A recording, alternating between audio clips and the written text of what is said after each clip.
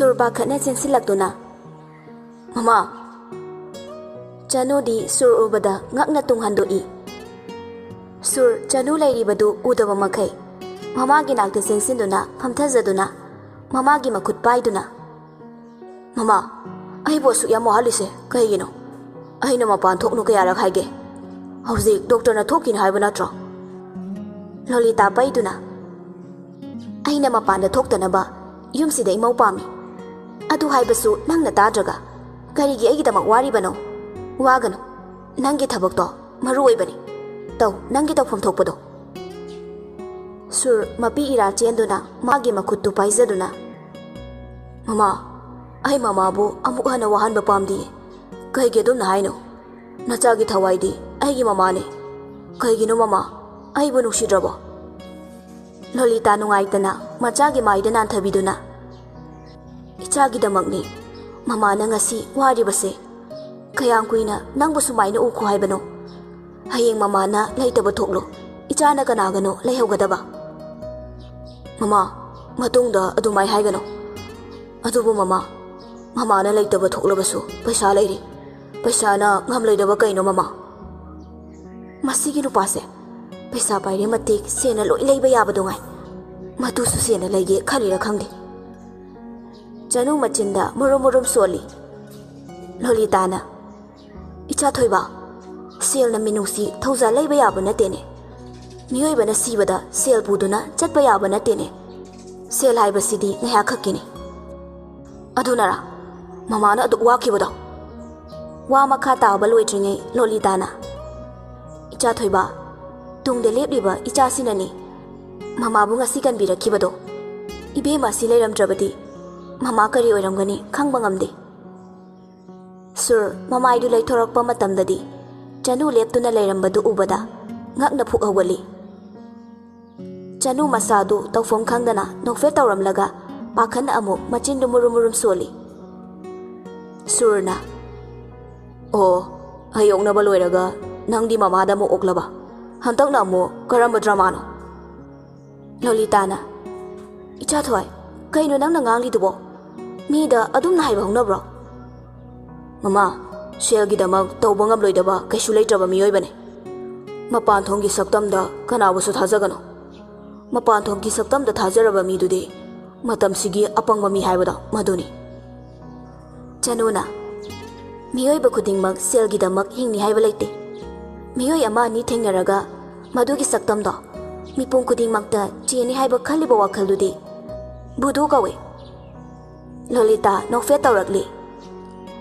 Sur makhutu kinta sinduna khangli Chanu mafam kara handoktuna Hera nupini kaina usitaba tawnagumsida Lolita nokfe tawraga icha thoi nangbu kaidawrage Sauna mama do onsinduna Mama magi pifam thokpa paisado piraga thadokro hore laina halakpada yumsida magi saktamse uhangano Sauna prap thokre Sur thokibaga tung oina maningda kin thinge tawi Sur khanglei lei thorakpada tawrambiba mataudu ubada Chanu da mamit khane yenglei Chanu tokfom khangdana makhutu thadaduna kang hatpane Sur mama da sauna yenglaktuna Mama thokibada pochai yepaga chatkhriba haina check to Sur Chanu da khane yenglamduna chatki Chanu Lolita gi manakta changsinduna phamthai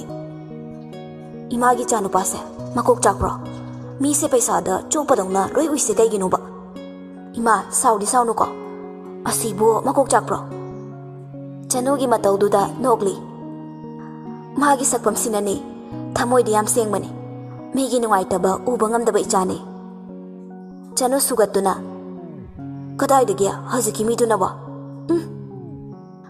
Mapan thonggi saktamna miyoibagi gul lepkadaba natte Ima aisu chatlage haujikido lakladi makhon 30 amuk thadarani kadaidano nangdi chatkadori dubo khangdi ima ikongsina puba mafamdani adubu mafamdudi imana takpirabadi yamna nungaini imagi sida leiro sida mayanga mathamamani thabak na tai chamalaktadanane imana kaukidre nang lanadi khanuko imasu ahal oisilaklabanina thaba pumnamak tawbadi imana ngamdedo nangi selsu imana pinida nangsu nupini mafamse aikhoigi Manipur do natiye mayangni nupigi sep oiba mafam nate ichabu yaningbro Chanu harauna ima asengbro aibu mafamsida asengbane Chanu harauna makutu paisinjaduna adubu noklamba minoktu maangkhre ima adugi murdo laaga amutan thuadi Lolita ngakna kanano murkha haide imagi chanupado tanthok loida imana lepkhradine mage roibani ima lerisidi madugidine nang kaim khanganu adubu imagi sida leirabadi oidaba ngangbadi imadi pamde nangi apamba imada hayo Chanu tapna ima nasabu thajabiyo ai imusina yadaba thaba mata tawzaroye aduga aigi apamba kaishu leijade aigi apamba khudingmak imana pinabire adubu matam kharagi tungda aina yumsidagi chatkraba tungdasu imadi kaidawnungda nachana kawroye nangbu Manipurda amuk chatki hairo Chanu tapna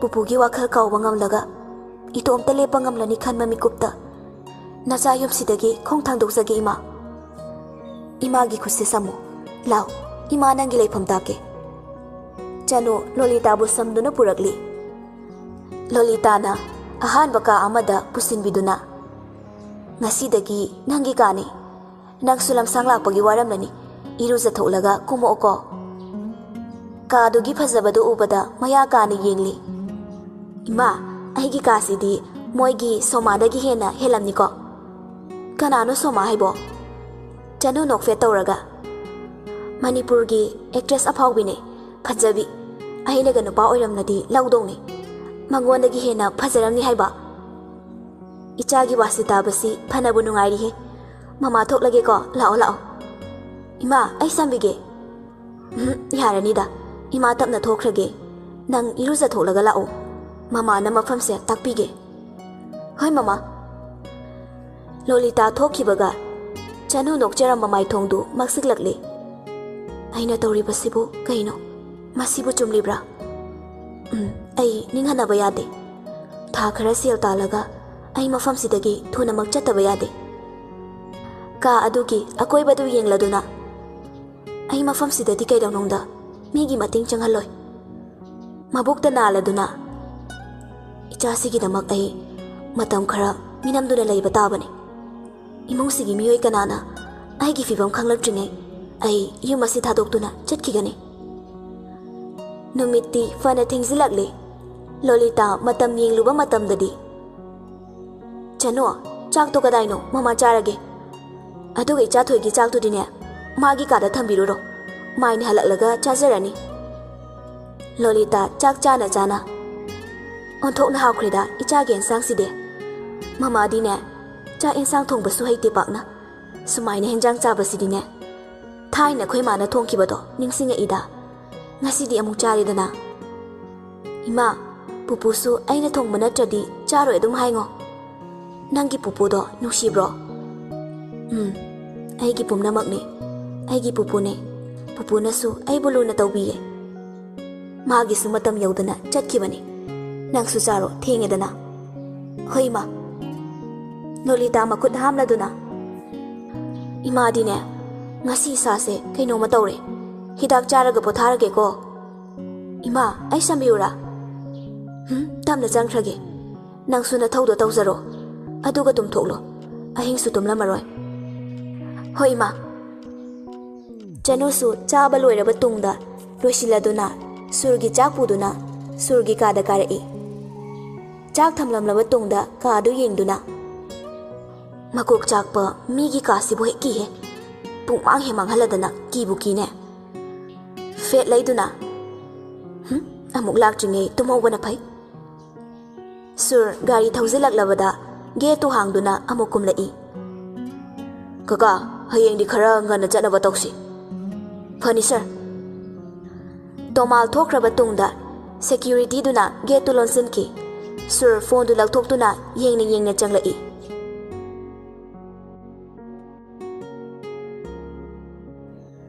ꯃꯃꯥꯒꯤ ꯀꯥꯗ ꯍꯥꯟꯅ ꯆꯪꯉꯛꯏ꯫ ꯑꯗꯨꯕꯨ ꯃꯃꯥꯅ ꯇꯨꯝꯗꯨꯅ ꯂꯩꯔꯝꯕꯗꯨ ꯎꯕꯗ ꯅꯣꯛꯐꯦꯠ ꯇꯧꯔꯒ "ꯃꯃꯥ, good night."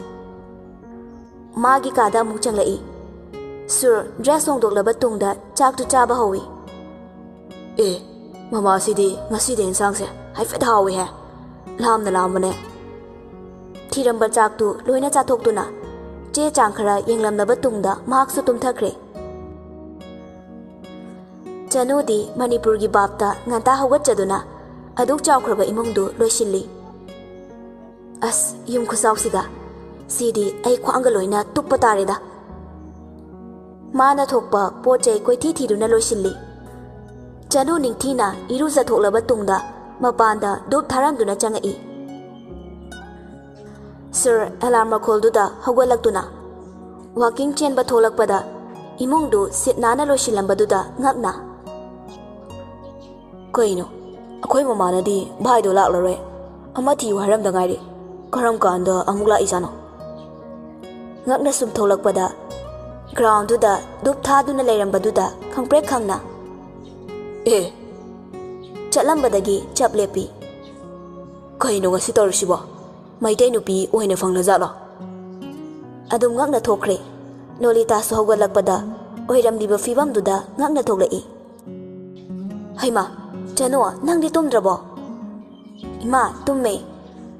"ꯑꯗꯣ ꯏꯃꯥ, ꯑꯩꯗꯤ ꯈꯪꯗꯦ, ꯇꯨꯜꯁꯤꯁꯨ ꯍꯧꯗꯦ, ꯃꯥꯡꯒꯣꯜꯁꯨ ꯂꯩꯇꯦ, ꯂꯝꯄꯥꯛꯇ ꯙꯨꯞ ꯊꯥꯈ꯭ꯔꯦ."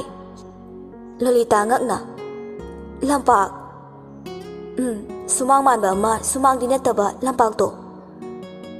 ꯂꯣꯂꯤꯇꯥꯗꯤ ꯆꯅꯨꯒꯤ ꯃꯇꯧꯗꯨꯗ ꯅꯣꯛꯐꯦꯠ ꯇꯧꯅ "ꯏꯆꯥꯅꯕꯨ ꯙꯨꯞ ꯊꯥꯅꯤꯡꯂꯕꯗꯤꯅꯦ, ꯃꯐꯝ ꯑꯃ ꯁꯦꯝꯕꯤꯔꯒ ꯂꯣꯏꯔꯦ, ꯑꯗꯨꯅꯤ ꯅꯨꯄꯤ ꯍꯥꯏꯕꯁꯤꯗꯤ."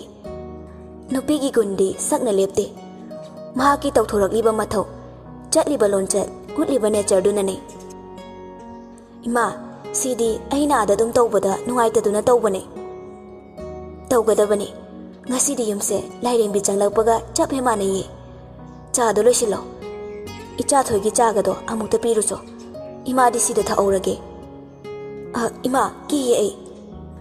"ꯁꯥ ꯅꯠꯇꯦꯅꯦ ꯅꯪꯕꯣ, ꯀꯩꯁꯨ ꯆꯤꯛꯂꯛꯑꯣꯏꯅꯦ, ꯁꯨꯝ ꯂꯩꯔꯒ ꯐꯔꯛꯀꯗꯕꯅꯤ, ꯆꯪꯉꯣ, ꯉꯟꯇꯥꯅ ꯆꯠꯅꯤ ꯍꯥꯏꯈꯤꯕꯅꯤ." ꯆꯅꯨ ꯆꯥꯗꯨ ꯄꯥꯏꯗꯨꯅ ꯃꯆꯤꯟꯗ ꯃꯨꯔꯨꯝ ꯃꯨꯔꯨꯝ ꯁꯣꯟꯗꯨꯅ "ꯏꯕꯨꯙꯧ, ꯅꯆꯥꯕꯨ ꯑꯃꯨꯛꯇ ꯀꯟꯕꯤꯌꯨ." "ꯑꯁ, ꯇꯟꯈ꯭ꯔꯦꯗ." ꯊꯣꯡꯖꯤꯟꯗ ꯂꯦꯞꯇꯨꯅ "ꯊꯣꯡꯃꯛꯀꯤ ꯁꯛꯇꯥꯅꯦ, ꯁꯤꯕꯨ ꯀꯔꯝꯕ ꯊꯣꯡꯅꯣꯕ?" ꯐꯠ ꯆꯤꯡꯕꯗ ꯍꯥꯡꯈ꯭ꯔꯦ꯫ "ꯌꯥꯝ ꯐꯖꯩꯅꯦ." ꯀꯟꯅ ꯆꯤꯡꯁꯤꯜꯂꯝꯂꯒ ꯆꯥꯗꯨ ꯇꯦꯕꯜꯗ ꯊꯅꯝꯂꯒ ꯃꯃꯥꯏꯗꯨ ꯅꯣꯡꯈꯠꯂꯛꯄ ꯃꯇꯝꯗ ꯆꯥꯎꯅ ꯅꯥꯟꯅ ꯐ꯭ꯔꯦꯝ ꯆꯜꯂꯤꯕ ꯁꯨꯔꯒꯤ ꯐꯣꯇꯣꯗꯨ ꯌꯦꯡꯗꯨꯅ ꯆꯪꯂꯛꯏ꯫ ꯃꯁꯛꯁꯦ ꯍꯦꯛ ꯌꯦꯡꯕꯗ ꯁꯛ ꯌꯦꯡꯕꯗꯧꯅ ꯑꯗꯨꯝ ꯃꯥꯜꯂꯦꯕ꯫ ꯏꯁꯤꯡ ꯇꯥꯕꯒꯤ ꯃꯈꯣꯜ ꯇꯥꯔꯛꯂꯕꯗ ꯃꯅꯥꯗꯨ ꯊꯥꯡꯒꯠꯇꯨꯅ ꯇꯥꯔꯤ꯫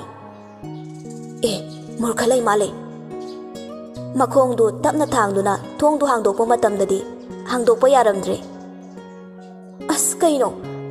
ꯊꯣꯡꯁꯤꯁꯨꯅꯦ ꯁꯤꯒꯤ ꯃꯨꯔꯈꯒꯨꯝꯕꯅꯦꯕ, ꯏꯕꯨꯙꯧ, ꯅꯆꯥꯕꯨ ꯀꯟꯕꯤꯌꯣ."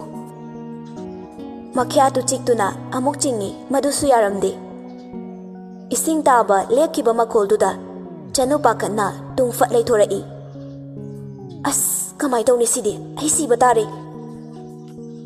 ꯚꯦꯟ ꯃꯈꯥꯗꯨꯗ ꯄꯥꯛꯊꯩ, ꯑꯗꯨꯕꯨ ꯂꯣꯠꯄ ꯌꯥꯕ ꯖꯒꯥ ꯑꯣꯏꯔꯝꯗꯦ꯫ ꯈꯨꯖꯤꯟꯅ ꯆꯤꯛꯇꯨꯅ ꯀꯣꯏꯊꯤ ꯊꯤꯔꯛꯏ꯫ ꯑꯍꯥꯡꯕꯒꯤ ꯑꯍꯥꯡꯕ ꯉꯥꯛꯇ, ꯀꯗꯥꯏꯗꯅꯣꯕ ꯑꯩꯅ ꯂꯣꯠꯇꯣꯏꯁꯤꯕꯣ? ꯄꯔꯗꯥꯁꯤ ꯐꯪꯏ ꯄꯥꯏ꯫ ꯎꯄꯥꯏ ꯂꯩꯇ꯭ꯔꯕꯗ ꯀꯞꯕꯣꯔꯗꯇꯨ ꯆꯤꯡꯊꯣꯛꯇꯨꯅ ꯐꯤ ꯃꯔꯛꯇꯨꯗ ꯇꯨꯃꯤꯟꯅ ꯊꯨꯞꯇꯨꯅ ꯐꯝꯈꯤ꯫ ꯁꯨꯔ ꯕꯥꯠꯔꯨꯝꯗꯒꯤ ꯇꯥꯋꯦꯜ ꯑꯃ ꯁꯦꯠꯇꯨꯅ ꯆꯣꯠꯂꯤꯕ ꯃꯁꯝꯗꯨ ꯀꯟꯗꯨꯅ ꯊꯣꯛꯂꯛꯏ꯫ "ꯀꯩꯅꯣ, ꯃꯃꯥꯁꯦ ꯉꯁꯤꯗꯤ ꯆꯥꯒ ꯊꯅꯝꯃꯤꯗ." ꯁꯨꯔꯒꯤ ꯋꯥꯍꯩꯗꯨ ꯇꯥꯔꯒ ꯆꯅꯨ ꯃꯆꯤꯟ ꯑꯅꯤꯗꯨ ꯁꯤꯛꯁꯤꯟꯗꯨꯅ "ꯑꯁ, ꯑꯝꯇ ꯊꯣꯛꯈ꯭ꯔꯣꯕ, ꯅꯪꯒꯤ ꯆꯥꯒ ꯂꯥꯏꯔꯤ, ꯑꯩ ꯁꯣꯔ ꯐꯨꯟꯗꯅ ꯁꯤꯗꯧꯔꯦꯕ." ꯃꯊꯟꯇ ꯁꯣꯟꯖꯔꯤ꯫ ꯁꯨꯔ ꯆꯥꯗꯨ ꯈꯔ ꯊꯛꯂꯒ ꯎꯄꯨꯗꯨꯗ ꯆꯤꯡꯊꯣꯛꯇꯨꯅ ꯃꯥꯅ ꯁꯦꯠꯀꯗꯕ ꯐꯤꯔꯣꯜꯗꯨ ꯂꯧꯊꯣꯛꯂꯨꯕ ꯃꯇꯝꯗꯗꯤ ꯆꯅꯨ ꯐꯝꯗꯨꯅ ꯂꯩꯔꯝꯕꯗꯨ ꯎꯕꯗ ꯈꯪꯄ꯭ꯔꯦꯛ ꯈꯪꯅ ꯃꯈꯨꯠꯇ ꯄꯥꯏꯔꯝꯕ ꯐꯤꯗꯨ ꯂꯩꯃꯥꯏꯗ ꯊꯥꯗꯔꯕ ꯇꯨꯡꯗ ꯐꯠꯍꯜꯂꯤ꯫ ꯆꯅꯨ ꯁꯣꯔ ꯁꯥꯡꯅ ꯁꯥꯡꯅ ꯍꯣꯟꯊꯖꯗꯨꯅ ꯑꯗꯨꯃꯛ ꯐꯝꯗꯨꯅ ꯁꯨꯔꯗ ꯌꯦꯡꯂꯛꯏ꯫ "ꯌꯨ?" "ꯍꯣꯏ, ꯑꯩꯅꯦ." nang adum hayo. Sur furit tu khungatuna nisalaba tungda Chanu da makhut thinduna. Nang sida kaidaramina ha? Mama! Mama! Koi lau lau duna kaurei. Chanu na. Aina laigena laiba natiba. Ima na thambane. Kana ima? Kana gi ma no? Nangi ma do. Sauna mamit usinduna. Ka sida gyam thu thokro. Aduga mapanda ingaramo. Chanu machi lengde. Sur sauna. Aina aisha kana no? Get out. Chanu tapna. Get out to hoigeba. Thong siam ta hangoba. Sur mamit khani yenglei. Thong hang ba heitre. Adugi lotlamane. Sur sauna tholaktuna lok tu hang baga. Chanu karin thairam dana chenkre. Sur sauna mafi du prap setli. Chanu su Lolita gi manakta chensinduna. Ima, imao. Lolita ngakna. Ibema kaidore nasa ipapa khadide. Ima, noi na chado. Ai ubada mai hawreba. Ai bom da phabiyoba. Ai kuiroi tha khara khaktani ba. Ai thuna chatkine ba. Ima, ai butan thopino ba. Ngai ko tak thau pakhat kino. Ima haigese. Mama, mama. Kau dana kumtharai. Lolita tumina lei. Mama gi manakta changaktuna. Mama, mafam marang khangdaba mi ama yumsida thamise kaigino. Yumse guest house nati. Thunamak yumsida gi thokro. Yumase aigi suhagle. Imana thabak tawba ngamde khangliba natro. Kayang kuire aina baya mathir o haibado. Mase aina thiragliba.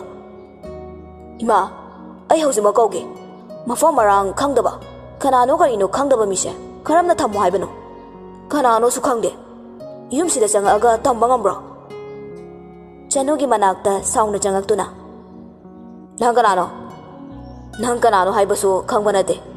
Yam thuna yumsida gina khongdo. Thangkibana nangi phaboini. Mafam marang khangdaba mi yumsida aina thamgadaba nate. Mafam sida selgida mangnatro. Nang le yumsida changa ibado. Hayo, nang sel kaya pamge. Hayo. Chanu khamduna leiramba mapi khangaude sintharakpa. Wahai amata haibadi ngamzada yang wana. Ima, ai chatlage. Ai gi potchaida. Laurukige ima. Chanu mana leiba kaduda chensinkre. Chanu. Lolita nungaitana kauzaduna masagi makhutu pairaga. Nang mungaurabo. Kainu ba? Nang boigi charo. Ha, nang boigi charaba. Kari wangang sangango. Mi amada adumba khon thabro. Surna. Mama, matam sikinaraba matamne. Ma kanano su khangde. Ai mama natana kanabu su thajadiye. Icha thoi. Nang angang dugi wari tarabadi nungairoi. Kayang kuina mana leibani leibada. Tha ani ahum mangai. Amuk chatkidorabani. Chanu gi khongfam si uraga thaini imai chagi phibam do ningsinglai. Matamduda aikhoi gi ne haibada kanana su mating pangkhide. Mama na chakhibado ngasi su jaklibani ne. Mama. Lolita mapidu sinthazaduna. Mama na matamduda wakibado. Imai chagi ne haibada kanana omta thokpirakladi khanna khurumjakhibani. Icha thoi nangsu ningsingo. Miyoibagi waraba matamda mateng pangbiba haibase chawkhraba mahini. Madugi su mathakta mamagi punsibu chanuna kanbirakpagumani. Imungsida masu frida leibadi natedana. Yumsigi thabak tawridana. Mi ama thambagumani. Masu paisa piraga thabak suhanbagumani. Mama, makhatarano. Chanuna thorakpada nangne he khamdraba. Mama na kaidogi yengo. Hidak amta charoidabani. As mama. Sofa da famthazaduna. Yengo, ai di harisini ko hidak amta charoidabani. Suramathanta prok chagli. Chanusu mapot machay losinjaduna. Ai sumini kaino. Ai gila bilakini. Asuk thiba wangangang lagabu. Ai nakamay na laydoy ba? Mapido amok tay thoksaduna thoklai. Ta tumina famduna lay. Ima, mafam sida na chabu changzafam pipirambagidamak imabu kauzaroye. Ay amok chasarukige ima. Chanu gi makhongdu thangba hawi. Ngai ko. Surgi wahaiduda Chanu chap leptuna karamba khon amuk thadoba walige mafam asida leiraga mamagi mateng pangu mamagi hida matam suhen gano paisa gi de kaisu kano nangi aningbado pini makhongdu thangna chatlambadagi tunghanna yenglaktuna aduga amana mafam sida leiribase yumsigi mateng pangnabagi damakni simadi gyan tana chatluko karigi damak leiribano haibado Chanu wahai ama thabo haiba ngamzada Tanja pidana mana ngangfam thokba nganglamlaga chatkre Chanu tungtamna makotu thangatuna masi nupase makoksu yam chae kaigino ba asuk yam chae sibo machindu tumthoktuna murum soli Lolita haraungni changaktuna Chanu lao mama na haidro pochaido thangziluro lao chak thongna ba tausi Chanu upai leite laifam leitabanina hanjilai Chak loiraduna Ima chak se chathoklo Nangi suthiro ima ga punna chasi Ima ai ma loira chage Ithanta chaba su talli Ibani khak leiraga tongan kamai chadoino thiro Chak chana Ima yuma suk charaga kaigi ima ga murkhaga dang leibano Nangbu taradi amuk chaibini ne Aigini haibada icha thoinatana kanasu leite Magi sumangai kaigino Ima ado sardo adum sauraga leibro Ngasi asawbagi sakpam laukribase imanane Kaibo Mana gyan taraklaba tungda Magi pabungna nupi atonbi ama pusilaktuna awabada nanglaklibani Ima ichabu hanaba phawba tawkibani Ekhoi babado tarabadi ma soidana hatpikini Madu khanna aisu khangba yaba khangbani Nongba hing khangaudana Imagi khori melakpadagi ima icha yumdudagi chenthoraki Ima ba matamado ningsinglaga ima waba suheli Ekhoi babado anabaduda hainingdabani Ima icha mafam sida lakibani Ima na migi yumda thabak suraga Ima icha adadi khanduna mahi tamlakpani Masu marin khaba ichani Aina wakibaduda nupi fawba hanna yengdana aigidama hingzabani Lolita mapidu taithokduna Icha thoido mafam asida hotel achau kaya lingkhatli mafam duda thamliba mido lairik ti hairaga thabak phungzadaba awaba naba taraba mi ngaktani atubu nupi haibase magi mafam dadi homu khazari bani ado ima nupi thidradi imadi sumaina dum leidoiro Ichagi thamoi masak khangbiba mabu inthahanba senabiba Ichagi thamoi masak khangba midune imana thiribasu atai kai shupamde Ima adudi aina da Manipur da leiraga thibirake akhoi imanabi ama leiba naubi kawe mabuka khupama masaksu phajai aigi awabasu mating adum pangbi Ima saraga akhoi naubi ga lohonglase Sidi ichagi wasinabu pharadra Numidang wairem yoksilakle Ima hasipo sarlaktrise chak charoidro Ihe ima di kawbu kawine Ayuk disida leitabani Numidang khaktani mana sadoise adudi wadaba Ada chari dudi nungdang ni kangsuido thongbiyu aduga kanghong yam pamjabani Numidang gi matamni Lolita chak charaba tungda changkhre Chanu kolik phengna manglana mada tauduna Pupugi sorasu kuitre Ai pupugi dama kaisu tawba ngamlaroidra Mapi sinthazaduna Pupu nasugi matausibu yengba ngamlibro Pupu nasuba sumna kayang kuina hingko haibano Mabuktu naladuna Dalan nang di wadaba oyuko Aigi mitlugi pise nang sunong madi khanglakini Nang sunong madi khanglakini Mapidu taithoksaduna Ai asumna utpayadi Aigi phibom khanglaga imana ibu karini haini Ai tha kharadi paisa tandaba yade Masado wabana diloise Adobo angang dugidama khangduna ma thabai khang tawri Chanu kolektu mathakta thangatke haiduna chairgi mathakta kaduna Kondu thamba loiraba tungda haitharakpada khonglei soigiduna makhada haithakiba khangaude Ima Chanu pakhatna mamitu isinduna khangli Sur Chanubu ngakpiduna lay. Chanu mamitu tapna pangkhalakpada Surna ngaktuna layrambadu ubada khangpre khangna phat tholaktuna. Thank you Murkha. Murkha. Chanu maraidu chiktuna. Sorry sir. Akhoi Manipurdadi sir se Murkha kawi adugini. Pakhatna chenthokre. Sur masa mathanta saujaduna. Aibo maitailon khangdabagum. Sauna makhuttu tasinduna thokre. Chanu kada changlaktuna. Marai bakta khupangna thajinjaduna. As aidi chak piramdre. Chak tu paiduna changai. Chak se thamambaga chenthorake. Mamituna table da yengduna prap changai. Ngaiko. Chanu pakhatna chabliptuna yenglai. Adubu sur furit yaudana leirambadu ubada mamitu khangoi uisili. Sur furitu fatlisinduna. Migi room amada changi haidine. Hana kaidongni do khangko. Aduga chango. Chanu prap thokre. Sur ngakna yengduna lahawi. Adubu mikup kharagi tungda. Thongdu thilladuna. Amta sangjara ke saheb. Sur khoidong thikpada loire. Machin ani siksinduna lay. Mamingse Murkha tholamaga hena fadongni. Murum sonduna. Chakse thamjaramlage saheb. Aduga nanai nupi aisu yata zarurage. Surdi Chanugi mataududa. Lepo. Aina chaba loiraga kolikse puko.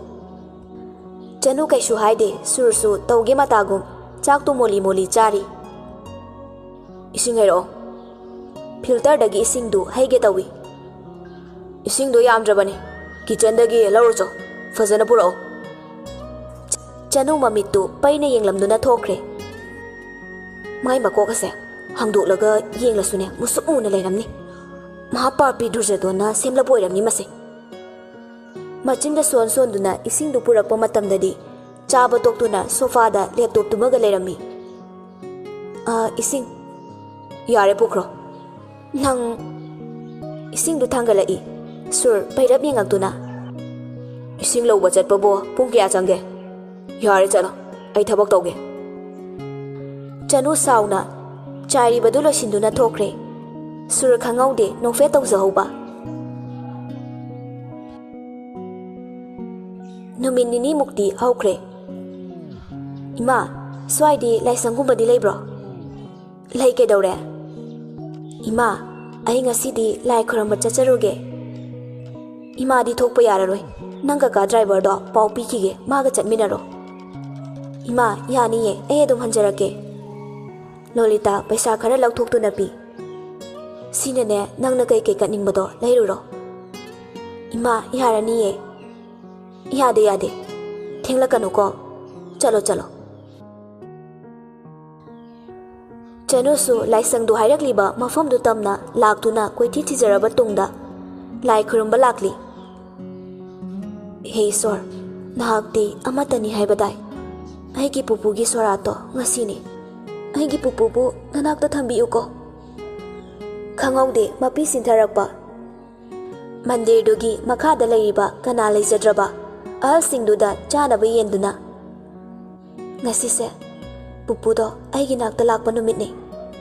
Nakhoida pizaraga aigi pupuna laktuna masu aina kachabase chabani khanjarage ko.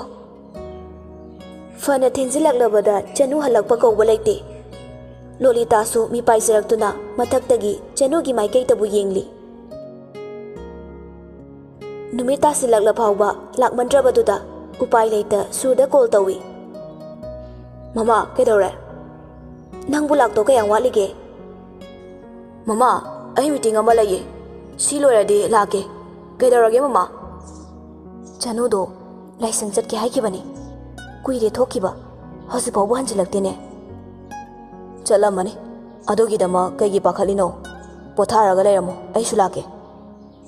Icha thoi kaino nangna haidubo angangdo mafamsida karisu khangba nate marol mari khangba nate mamana pakhalibasidine mabu khudong thiba thoklamgadra khanbani. Icha thoi karigumba angangduna khudong thiba thoklamnabadi nangsu nungaigadra. Angangdo icham chamine ꯃꯥ ꯉꯁꯤ ꯃꯊ꯭ꯋꯥꯏꯁꯨ ꯅꯨꯡꯉꯥꯏꯇꯅ ꯎꯈꯤ ꯃꯟꯗꯤꯔ ꯍꯪꯂꯤꯕꯗꯣ ꯏꯃꯥꯁꯨ ꯃꯔꯝ ꯍꯪꯍꯧꯗ꯭ꯔꯦ ꯃꯃꯥ ꯄꯥꯈꯠꯂꯤꯅꯦ sir ꯐꯣꯟꯗꯨ ꯀꯛꯇꯨꯅ ꯊꯣꯛꯂꯛꯏ sir ꯑꯁꯣꯝꯗ sir ꯉꯥꯏ ꯂꯩꯔꯦ ꯍꯌꯦꯡ ꯑꯣꯏꯅ ꯇꯧꯔꯁꯤ ꯍꯥꯏꯔꯣ ꯁꯔ ꯑꯗꯨꯕꯨ ꯑꯔꯨꯕ ꯑꯣꯏꯕꯅꯤꯅ ꯑꯩꯅ ꯍꯥꯏꯔꯤꯁꯦ ꯑꯗꯨꯝ ꯇꯧ ꯐꯅꯤ ꯁꯔ ꯁꯨꯔ ꯗ꯭ꯔꯥꯏꯚꯔꯒ ꯀꯧꯗꯒꯩ ꯊꯨꯅ ꯑꯃ ꯒꯥꯔꯤꯗꯨ ꯊꯧꯗꯣꯛꯈ꯭ꯔꯦ